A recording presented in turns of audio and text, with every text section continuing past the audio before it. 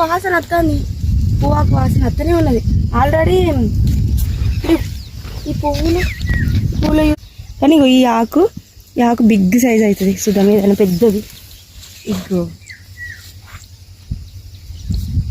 ఇక్కడికి రాకింది తిరుగుతుంది.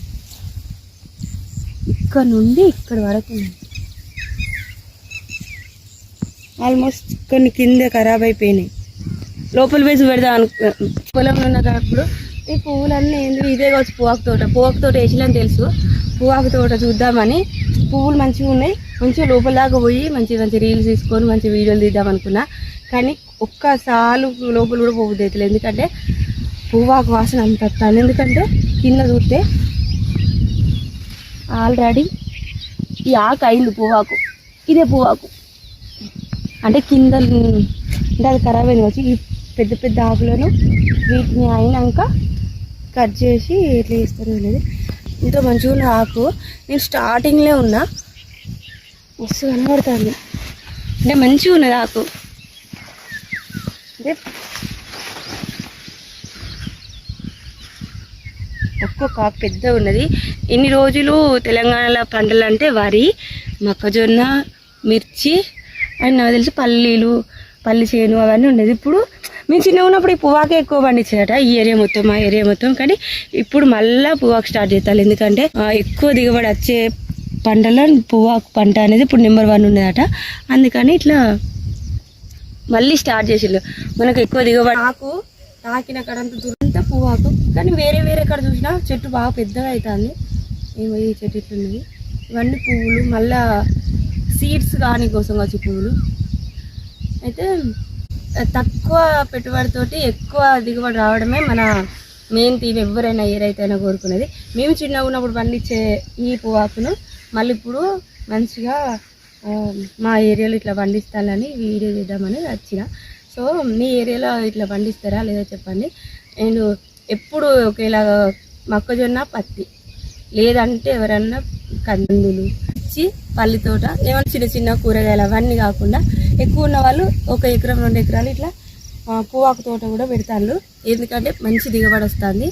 అండ్ ఈదును ఆడు మొక్కజొన్న అవి ఎక్కువ వేస్తాను ఈ ఏరియాలో, మా ఏరియాలో. సో చూద్దామని వచ్చిన.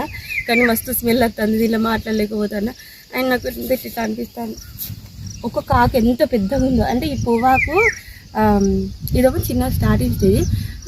ఎండింగ్లో ఫస్ట్ వచ్చిన ఆకులు అవి ఎండిపోయినాయి, అవే ఘోరంగా స్మెల్ వస్తుంది. ఇది పండిన తర్వాత ఇది పువ్వాకు ఇట్లా ముడత వచ్చి ఇట్లా వచ్చిన తర్వాత దీన్ని ఎండబెట్టి కొద్ది రోజులు ఆరబెట్టి దీని ప్రాసెస్ ఉంటుందట. అప్పుడు ఇది ప్రాసెస్ చేసేటప్పుడు ఒకవేళ ఇటు వస్తే నేను చూపిస్తా ఎంత బాగున్నదో. ఎక్కువసేపు అలా ఉండలేకపోయినా మస్తు స్మెల్ వస్తుంది. పొద్దున్నే మళ్ళీ నైట్ వర్షం పడ్డది, స్మెల్ తట్టుకోలేకపోతాను. మొత్తం పక్క పొండలో చుట్టూ తాగితే ఎంత స్మెల్ వస్తుందో అంతకంటే ఇంకా ఘాటు. ఎందుకంటే ఇది ప్యూర్ కదా, ప్యూర్ పువ్వాకు ఘాటుగా మస్తు స్మెల్ వస్తుంది నాకైతే. గాలికి అట్లా పెడతాను. నేను చూసిందైతే ఫస్ట్ టైం తోటి,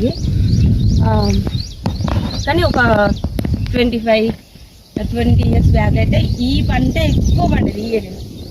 ఇప్పుడు మళ్ళీ స్టార్ట్ చేసిండ్రు. ఎందుకంటే పంట మార్పిడి చేయడం మంచిది కదా.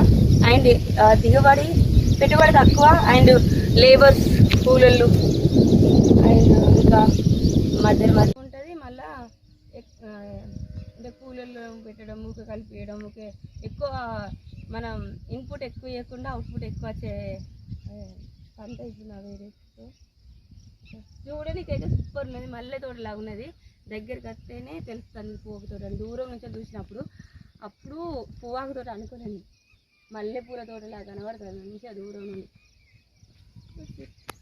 గాలి వస్తుంది, గాలి వల్ల వాసన కూడా బాగా వస్తుంది. నాకు ఇంకోసం ఉండబుద్ధి అవుతలేదు. జస్ట్ ఇట్లా ఇక్కడనే 2-3 చెట్లు ఇట్లా కూర్చొని కొన్ని క్లిప్స్ తీసిన. నెక్స్ట్ టైం ఎప్పుడు నచ్చినప్పుడు చూపెడతా. అప్పటి వరకు ఎండబెట్టుడు అవన్నీ ప్రాసెస్ ఉంటుంది కదా, అదే చూపెడతా. ఇప్పుడైతే మస్తు స్మెల్ వచ్చి నాకు ఉండబుద్ధి అవుతలేదు. సో ఇదండి ఈరోజు వీడియో నచ్చితే ఒక లైక్ చేయండి. ఎవరైనా ఛానల్ సబ్స్క్రైబ్ అయితే please do subscribe my channel.